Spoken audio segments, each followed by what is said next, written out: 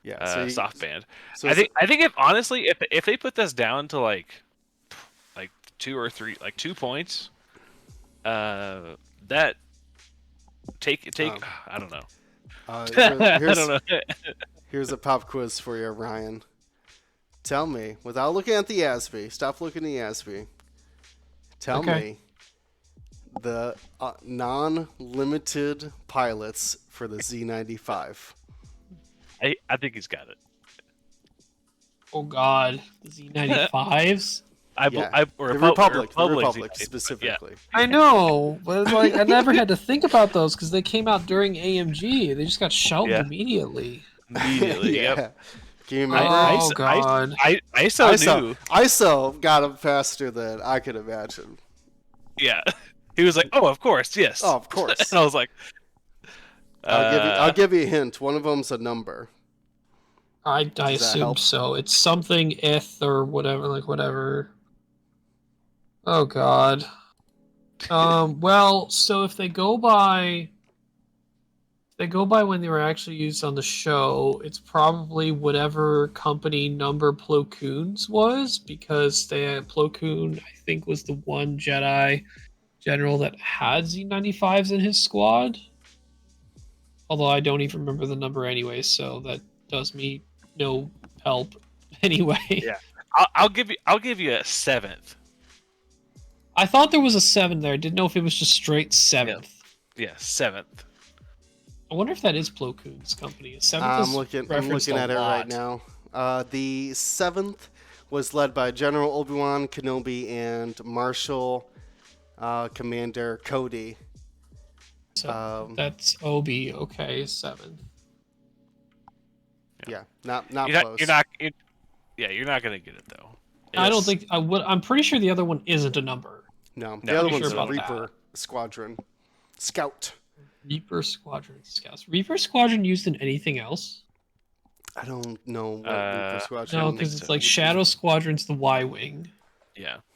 and 104th is the Arc, and then after the 104th, it's Squad 7 vet. Squad 7 Veteran. Yup. The other ones that actually like were used and maybe at some Yeah. point in X-Wing's history, I No. might be able to get, but like Yeah. these were never used because they came Yeah, out did during anyone get it in the AMG's chat? time. No one got it in the chat. No, that's a tough one. That's a tough one. It is 7th Sky Corps pilot. Oh, okay. Yeah. The Sky Corps, apparently. Yeah. Someone's got to tell the Republic, the Grand Army of the Republic, that you need like a navy and you need like an air force as well. Really got to diversify your army into multiple different kinds of factions, because your army can't be having Sky Corps. That doesn't make any sense. Somewhere in Canada, Bruno is not happy with me. I know you failed. You It's an failed. old cut for. I'm pretty sure plenty of people have no idea what I'm referencing. It'll be okay. Yeah. We were talking this. I mean, a small tangent here, but we were talking about doing the, because I think you were the reigning. Oh, is still it? am. Oh, you still Technically. are? Yeah, it's only ever been Zach Matthews and me. Okay. And All I right. I actually, yeah, I think my last challenge went out to the UCX, the Utah cast. And a combination of, I don't know if we ever got an answer, but because Bruno led that up, and just Bruno I think just got really busy. I don't even think the last time the Millennium Condor Bella Defacion podcast ever was last time they recorded. So so far, still the reigning, defending champion of the Lore Masters right now. That's what Which- Lore Masters. Yeah. Lore Masters was just me and Zach Matthews in its history. All right. Or sorry, maybe not only us two, but we were the only ones ever to successfully. I think they might have had a one other person win it before us two.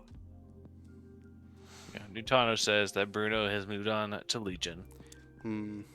That checks Oh, I out. hope he's having fun with it. No? Legion is a bunch of fun. Yeah. All right, It's popping right now. let's finish our discussion. Actually, the real person I want to talk about is customizable wolf.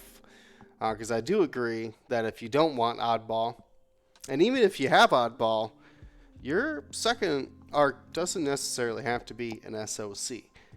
The real question, though, for a customizable wolf is to veteran tail or to not veteran tail.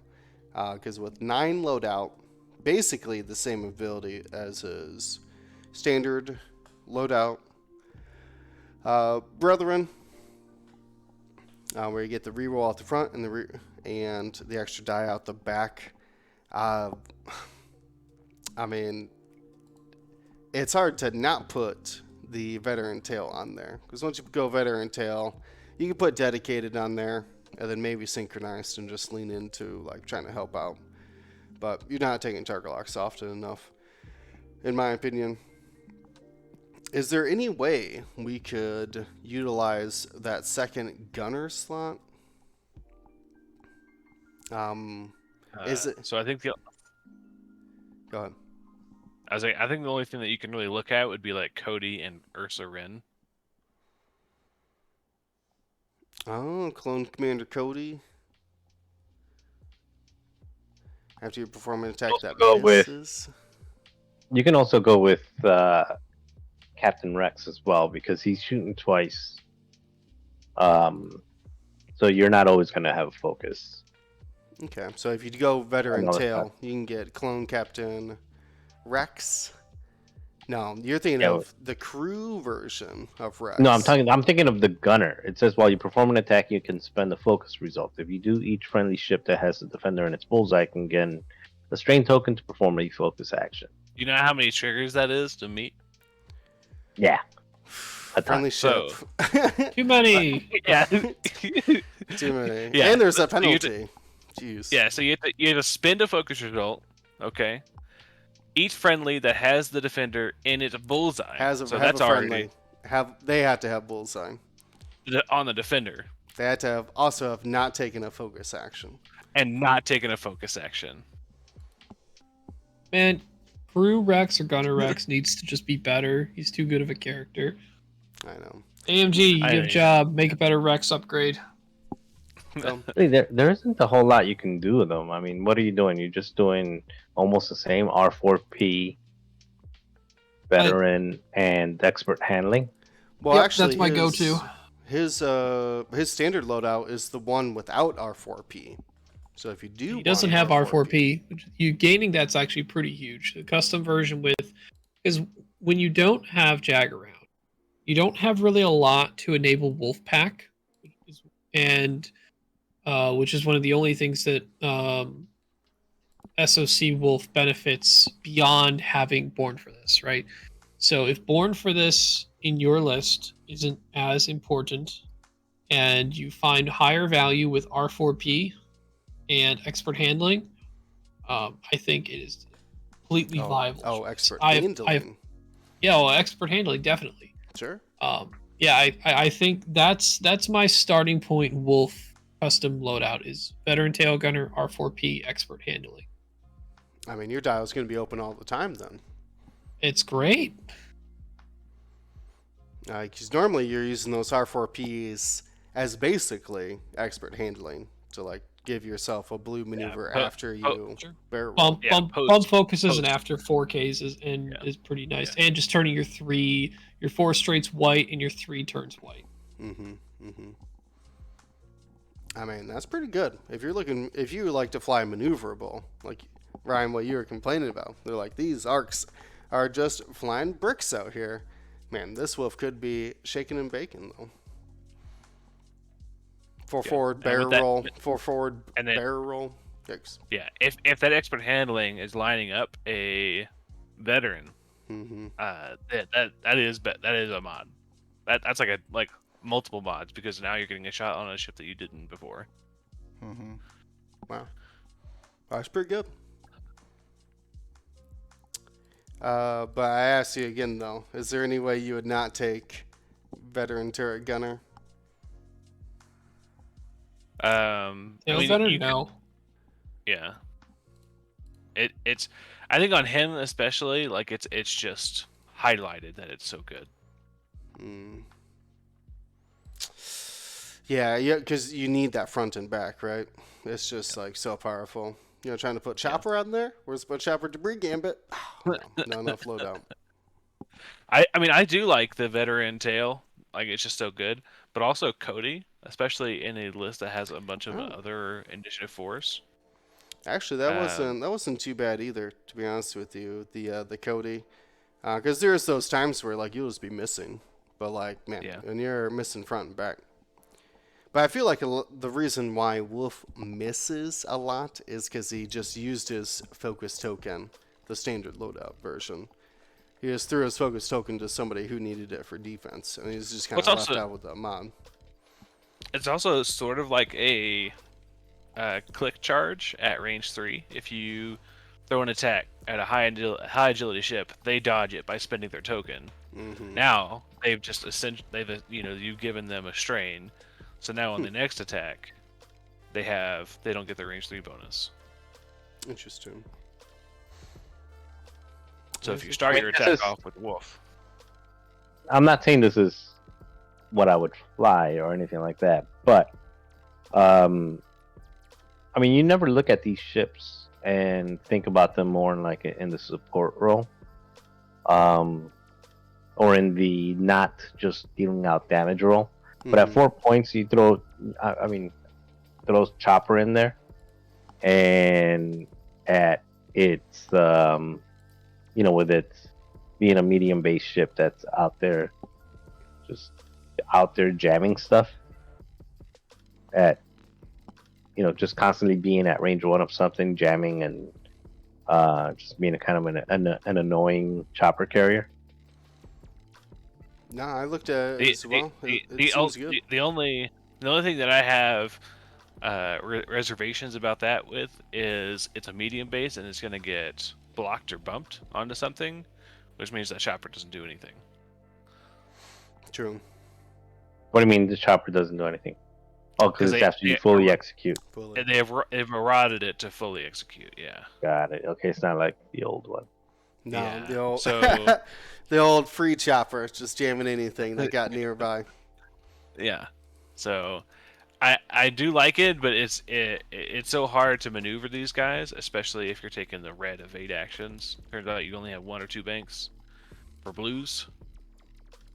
Right. Turns not out very, that was your not very, valuable R4P slot. They just ate up. yeah, yeah, But now stressing yourself more. yeah. Interesting. I do like it though. It's out there. If you can jam somebody and then do a range 1 double modded attack, or soft double modded attack, I mean that's pretty cool. Also, Chopper has lost a little bit of value with us engaging at like turn 2, sometimes turn 1. True. Where I think where Ryan was saying earlier, to make those, because like before you had like prime Chopper, right? But now Ryan is using Chopper as with that debris gambit, he's using Chopper as just like a free evade. Right. I mean, he can always used to be able to do that, but it would cost him a force to clear the Class of stress. force, yeah. Which now, if you invest that in debris gambit versus crack shot, It costs your talent. right, just cost your talent. So, Could be interesting. pretty interesting though. All right, well, I think that's all we're going to do for tonight. We'll be back on Wednesdays. As always, me and James are trying to fly some Flight Club games and be looking forward to the announcements for the St. Lawrence Open. If I'm not mistaken, that is October 21st. So in about 3 weeks here, you'll be able to watch Canadian Dion. We'll put subtitles down at the bottom so you can understand what he's saying up there in the old Canada, but should be a great time traveling up there for him. So until then, stay safe, stay smart, keep your stick on the ice, Gold Squadron. Out. Thank you to ISO, Danko, Baffle, Trojan, Prophet, Shadow, Tycho, Spice, Raider, Lancer, Fallen, Row 6, 626, Chief, and J List, our Grand Admiral patrons. And all of our Gold Squadron patrons and community members, thank you for your support. Gold Squadron out.